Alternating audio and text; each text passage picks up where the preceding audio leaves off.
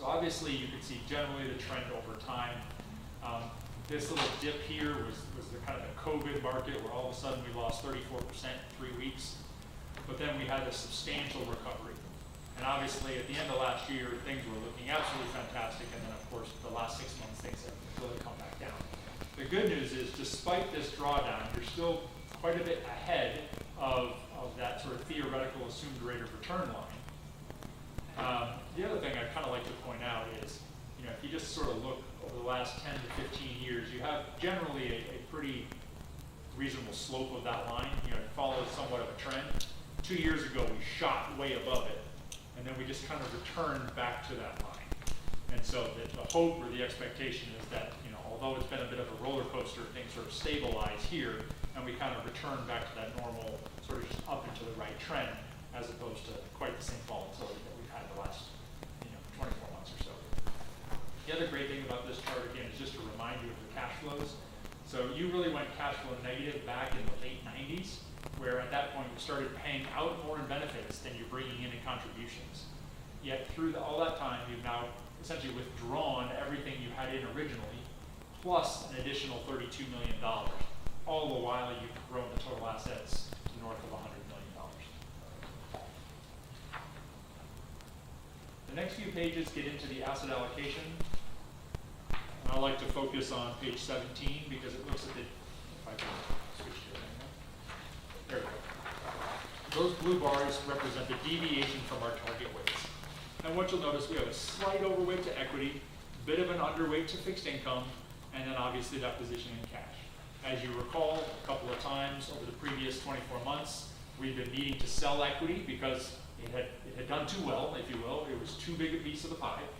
But we weren't really excited about fixed income, and you were quite right. I mean, if you see, we were concerned about higher interest rates, and fixed income is essentially down almost 10% over the last year. So by holding that in cash, that's certainly been a benefit to the plan. But that is just sort of the offset. We're underweight to fixed income, but that's being kind of offset by that cash position.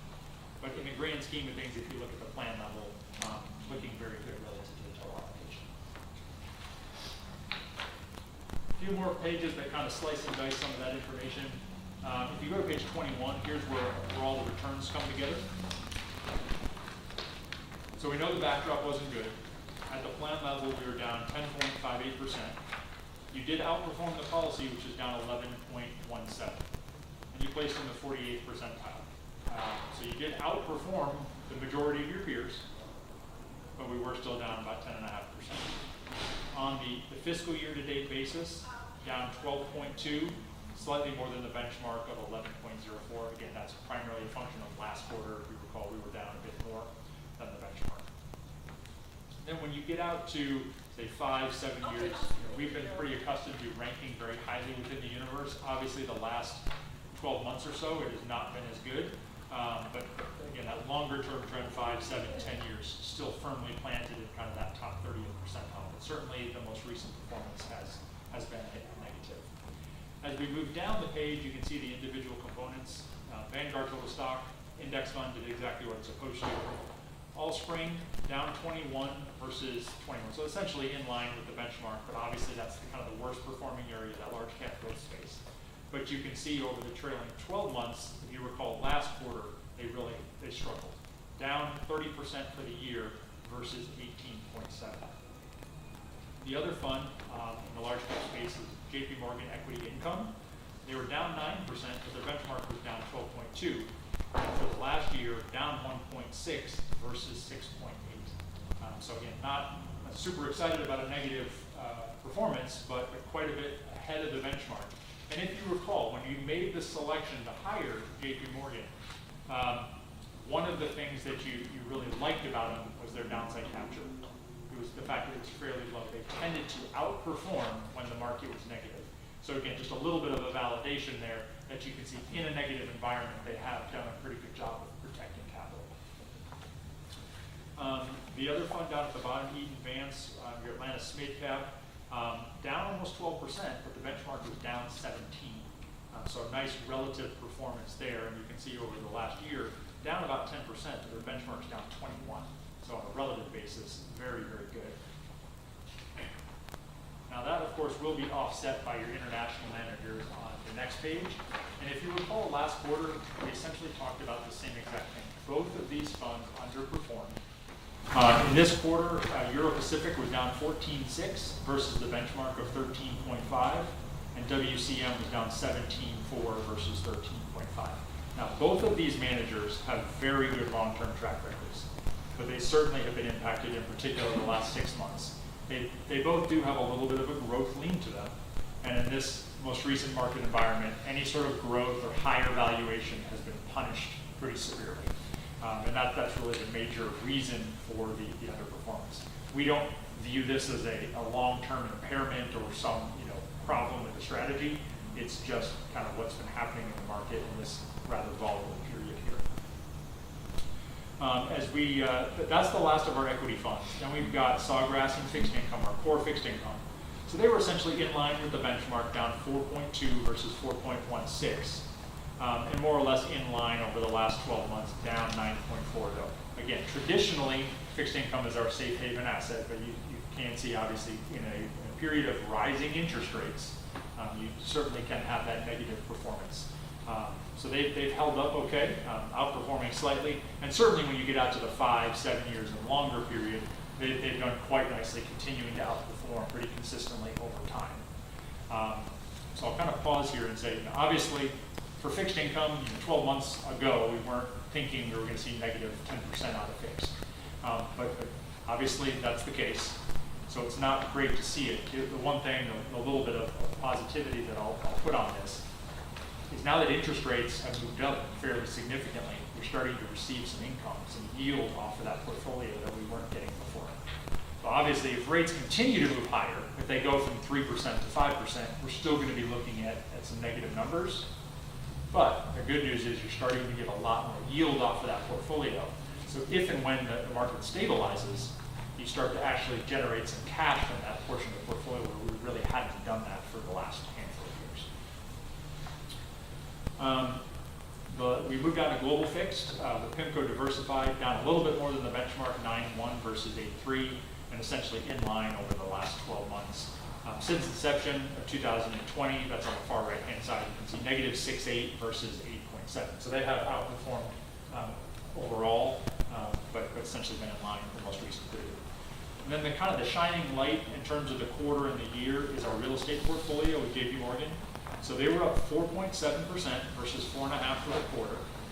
For the last year, 28.7%. Now that is slightly behind the benchmark of 30%, but still in absolute terms a phenomenal return. I would venture to guess that if we were sitting in this room 12 months ago and said how many of us think that a year from now we're going to get 30% out of real estate, considering we're kind of still fresh in the mind of COVID, work from home, Zoom meetings, maybe we don't need office real estate anymore, maybe we don't need malls, things like that. This is quite a pleasant surprise to have this kind of wonderful result. So certainly helps kind of ballast the portfolio with all of this inflation discussion and rising interest rates. That's certainly been a benefit. The only thing I'll mention is 30% is unexpected on the way up, and I wouldn't think it's going to last all that long.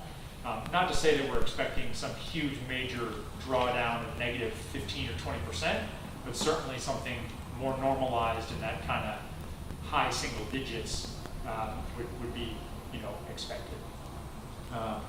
So again, wonderful to see it, but again, that's not likely to continue. And again, most of the way these valuations are done, they tend to lag the broader economy, where the equity market kind of realizes it almost instantly or in a matter of a few weeks or months, and then real estate tends to follow behind. So I would expect as we get into the latter part of this year and into the first half of 2023, that's when we will start to see those valuations moderate. Let me pause there, see if you have any question or comment on anything that I've covered or spoken so far. Brendan, when you went to the growth portfolio on page 14, Yep. do you have an estimate? I don't want to put you on the spot, where that plan sits currently today or this week, or? No, I don't have an estimate, but I have the dollar figure. Okay, there you go. I was trying to save the better part of it yet. Oh, well then I'll So as of yesterday, the plan was at $108.9 million, which on a market value basis is up 6.1%. So again, this is back of the envelope sort of math, but we were at negative 12.2 on the fiscal year to date in the report. Add 6 to that, we're sitting at roughly negative 6 as of today, well, as of yesterday, and the market is up pretty nicely today.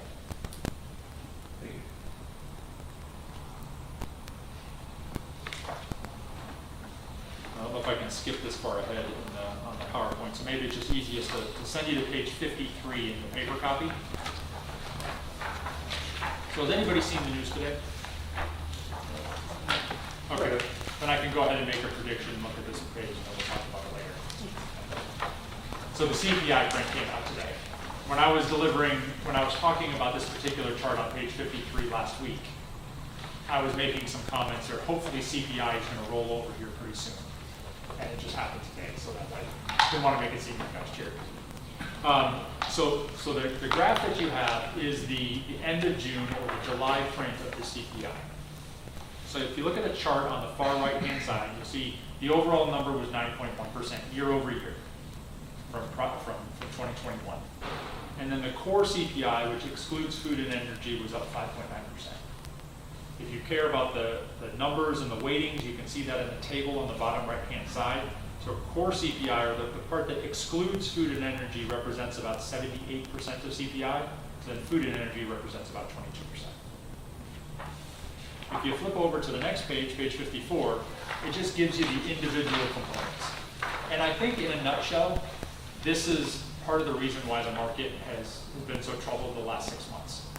So if you look at, in particular, the second line of the yellow bars, which is motor fuel, gasoline, diesel fuel, year over year is up 60%.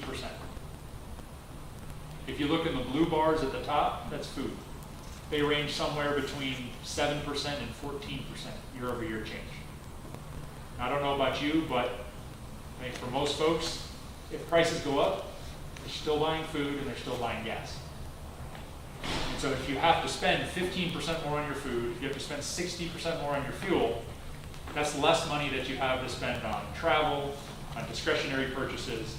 And so as the market is looking at these price increases, especially in the energy area, know that it's going to filter across everything in the economy and say, okay, this is going to be a problem. It's going to have to slow discretionary spending. So that certainly is happening.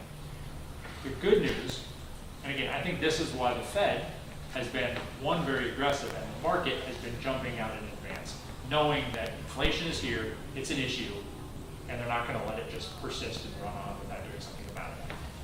The good news is, the report that came out today, I think the CPI was 8.6 or 8.5. Not that it's low, but it has sort of crested from 9.1 and has started to move down. Now, 1 month doesn't necessarily make a trend, but I think we all know that fuel prices are certainly lower than they were a few months ago. So that means transporting that food to the grocery store becomes a little cheaper because you don't have to spend as much on fuel. And it seems like some of the pressure is off on that CPI comparison. The reason I say that, my kind of personal take, is the Fed has been very aggressive throughout the year saying inflation is an issue, we're going to raise 10 plus times over the course of 2022. The market has priced that in. Now that we see the CPI starting to roll over, assuming this continues, not that it goes back to 2 or 3%, but if it goes from 8.6 to 8.2 to 7.9 over the next few months, the Fed raises again next month, and then they can say, okay, we've done everything we said we were going to, and look, CPI is on its way down. Gas prices are lower. CPI is starting to come back in check. What we've done is working. We can give it some time, see how this plays out. Prior to today's announcement, the concern was, in my opinion, that you get 2 or 3 months from now, CPI still at 9.1, 9.2, 9.3. Everything that the Fed said they were going to do has been priced in. Then they have to come out and say, okay, that wasn't enough. Now we got to come out with round 2, another 5 or 6 or whatever. And that's what the market wouldn't have been ready for. And so I think the hope, the reason, again, my estimation, the reason you're seeing the market react so favorably is because they're starting to see CPI stabilize or roll over, which hopefully means the Fed can relax a little bit. Not to say that they won't raise next month, but that they maybe don't have to come out with that second wave. And that, again, would would be a positive for the markets, because again, that uncertainty about whether the Fed is going to have to come out and raise rates further certainly, I think, weighs in on the market. The other thing getting to uncertainty is we've got an election coming up. And in a way, it probably doesn't matter a whole lot what the outcome is, but just getting clear of that election, then the market has a better understanding of what the rules are going to be for the next 2 years. That also might be a positive. So again, not maybe a positive for the next 3 months as we go through that election season, but certainly as we get into the back part of this year, we'll have that behind us and hopefully. I threw a lot at you pretty quickly. Let me stop, see if there's anything else I skipped or anything else that you'd like me to address. You're saying you think the market hasn't priced in a second round of interest rate hikes? It's kind of... They've essentially priced in like another 1%, roughly.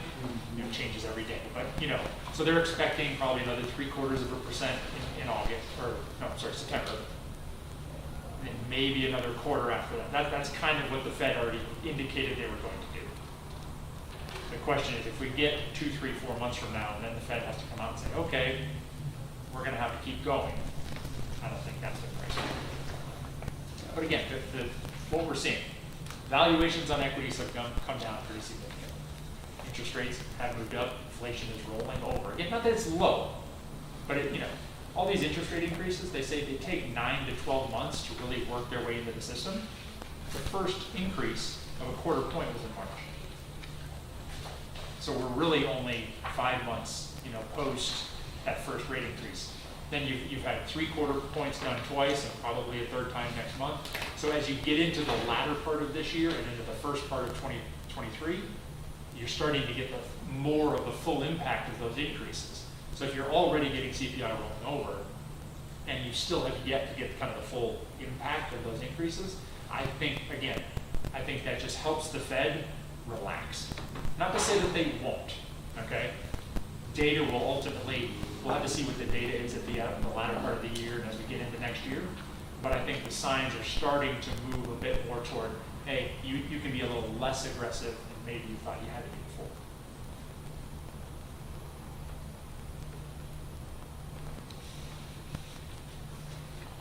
The other thing I'll mention, typically in a quarter like this, we get to talk about rebalancing. When something's down 16 or 20%, it usually creates some opportunities in the portfolio. And because fixed income has been down 10% over the last year and equities have been down, there really isn't that opportunity that typically we would see in an environment like this. So, as painful as it is to look at these numbers, a lot of times it, again, creates opportunity. Hey, small caps doing very poorly, we're way underweight, let's move some over there. Everything, to a certain point, has kind of come down in line. About the only thing that's, if you will, a little bit out of weight is real estate, but you're only up by about 1.6%. You're still very close to your target. So that's, even that area is not something that really is a rebalanced target at this point.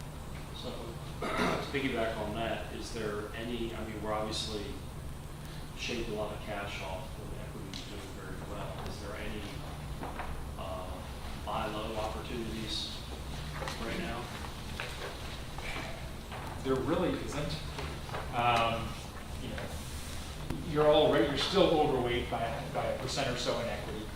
I was thinking that it might be a little bit lower, and of course that's June 30th. When you look at the July update numbers or the August update numbers, it's already actually up a little bit. So we really don't have that opportunity. The one area, again, at some point, I'm not sure we're there yet, but in fixed income, 18 months ago you were getting 1% on that portfolio. Now you're probably getting, actually I think Sawgrass is in here, they might use comments, probably like 3.5% yield. 3.52 to be exact. So you're starting to get some yield there.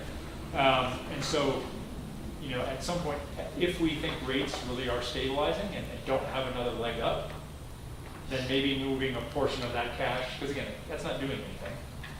So if we can start to earn 3.5 and actually keep the 3.5, the danger has been, you're getting this yield of 2 or 3%, but you're giving up 5% in price depreciation. At the end of the day, you've lost money. If we start to see those rates, they've been stable actually for the last little while. If anything, they've come But if that continues to be somewhat stable, then we can kind of jump in and collect that 3.5% as opposed to sitting in the money market, which is paying very little. But again, relative to the overall allocation, there's not a glaring opportunity the way there often is in this after the second quarter.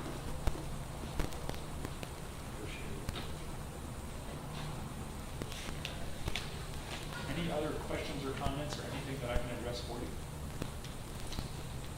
Yeah, bring us a better book next time. Those minuses a plus.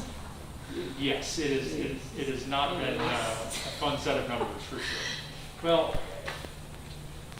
the only thing I can try to point back, if you think about how good last year was. Well, I'm not trying to put you on the spot. Yeah, no, it's not. You're bringing it up like everyone else is. It's certainly no fun to look at, but No, it's not. if you think back at that growth chart again, we had this extraordinary run up. We're giving some of that back. But as long as we kind of stabilize where we are and sort of get on track, I think we're in a good spot. Well, you said we're back up to where we were. We're back up to Close to it, 108 yeah. because we were at 107. At one time we were at 115. Correct. Yeah, at the end of the year. So, well, we were at 115 in March. We dropped all the way down to 102 as of June 30th. And now we're essentially 109 as of yesterday, north of 110 I believe it's today, if today closes the way it's been going. But yeah, I mean, I think more importantly, obviously you're going to have this volatility day to day, month to month. The key is that we're on more stable economic footing.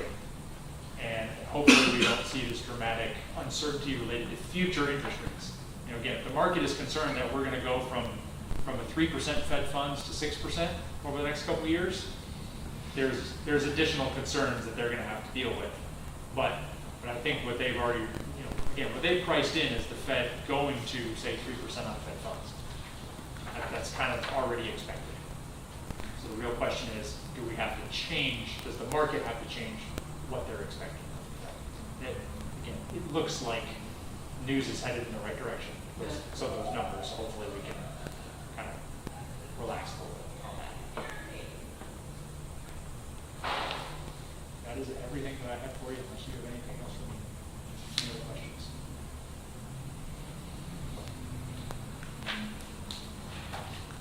Thank you, sir. Thank you. Appreciate it. All right, Justin, you're on top. I think we have to vote on approving his report, right? You vote? Yeah. Okay. We start with the police board. Motion to accept the report. Second. David Cohill, Yes. Marvin Dupree, Yes. Ruby Dean, Yes. John Costello. Yes. All right, general board, motion and second. Motion to approve the report? Second. Nick Curry, Yes. Brandon Maresma, Yes. Eddie Guevara. Yes. No. Next. So moving on to my reports now. My plan administrator's report, got the plan membership there. Nothing, no real overarching trends, that I'm noticing or anything right now. Nothing to really point out. It's just kind of what we've expected. Maybe a little more on the refund side for general throughout the year than we generally see. We had a couple people earlier in the year that were even vested and decided not to wait. Yeah, and decided not to wait until they reached retirement age because it would be some time to wait. So they pulled the funds out. But I think one of those was last year and then one's in here for this year. So you have those type of situations which pulled out some lump sums, but not necessarily bad for the plan or anything. It's just something to keep an eye on. Are they replacing all these folks or these are jobs? Trying. Trying. Some of this is also people that have left some time ago and then leave their money here until they get established somewhere else. and then roll their funds over to whatever their new plan is somewhere. So it's not necessarily things that happen this year, just kind of the pension plan this year. Continuing education, we've got two upcoming opportunities there. We've got the FPPTA meeting for the Fall Trustees School in Orlando, October 2nd through 5th. And then the 50th Annual Police and Firefighters Pension, November 3rd through the 5th. So I do have a link to, on the actual, if you go to the email I sent out, and you can click on it, and it'll take you to the actual notebook. The police and fire one has their book already out with the presentations and information, and it's like 200 pages, I think. So there's some good information in there. If anyone is interested in these, obviously let me know, and we'll get everything arranged for you. Pension administration software. Just trying to keep you guys updated on this. The RFP was done. The selection committee made the selection, and we're taking this to council on Monday. I'll be presenting it to the council on the 15th, and hopefully they approve it. And I've already been kind of in talks with the company to see what data we need, and I'm trying to get that from our IT department now, so we can hit the ground running whenever this gets approved by council. And the goal is to have it up and running by January 1st. That would be where employees can go and run their own projections, and then many other administrative things on the backside for me, making it easier to do some statistical analysis and reports, some state reports and stuff like that, and also applications for retirement, so we'll be able to access those, and also employees will be able to see their accumulated contributions anytime they want, just logging in. So there's some good stuff that could come of it, and I think it's going to create a lot of questions, and it'll be good questions. It'll be, yes. Is there a training for the employees plan for this? We'll get there. I mean, maybe it's something like I did with Executive Time, where I went around to each department and showed people how to log in, and I plan on doing something like that. I'm actually going to be coming to the police department to give just a general talk on the pension and other stuff Monday, and then again September. So. But yeah, we'll probably make the rounds again around that time of implementation to get the information on. It will be a separate login. There is no, it won't link up to our current system, so that you will have to create a username and password kind of thing. But it's just another one, of the 10,000 that we all have in our own lives. Just another one. We do have a trustee election coming up in October, so before the next meeting, we'll have that election for Nick's position there. And then the next meeting is also going to be on a Wednesday, not on Tuesday, because the general election is on Tuesday, and they'll be using this room for voting. So we're pushed to Wednesday. Just a note that all our contracts that we have as the pension boards are ongoing unless we decide to go out and do something about it. I'm speaking of the contract with ANCO, Sugarman Susquehanna, Gabriel Roder Smith. So at any point you guys want me to reassess those contracts or go out to bid or just have a conversation about that, we'll talk about it and see what we need to do there. But without being prompted, I mean, those just kind of roll over. ANCO's has a 3% increase annually on ed, paper Susquehanna has had a 3% increase each year for 3 years, and then it just continues on with no increase for theirs, and there's no increase for Gabriel Smith's either.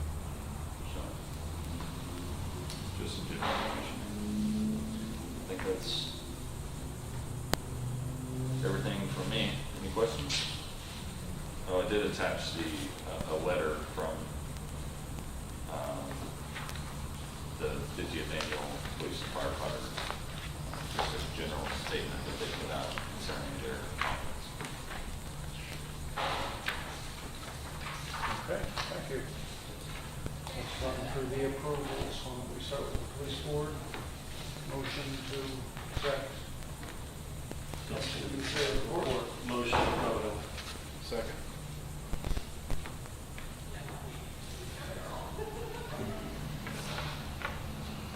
David Cohill, Yes. Marvin Dupree, Yes. Rudy Dean, Yes. John Costello. Yes.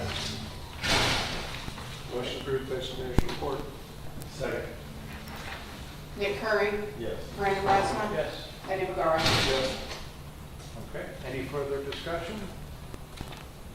All right, and we're adjourned. You get on the road. Too late now. Too late. Really, you're rolling. Working in Kansas.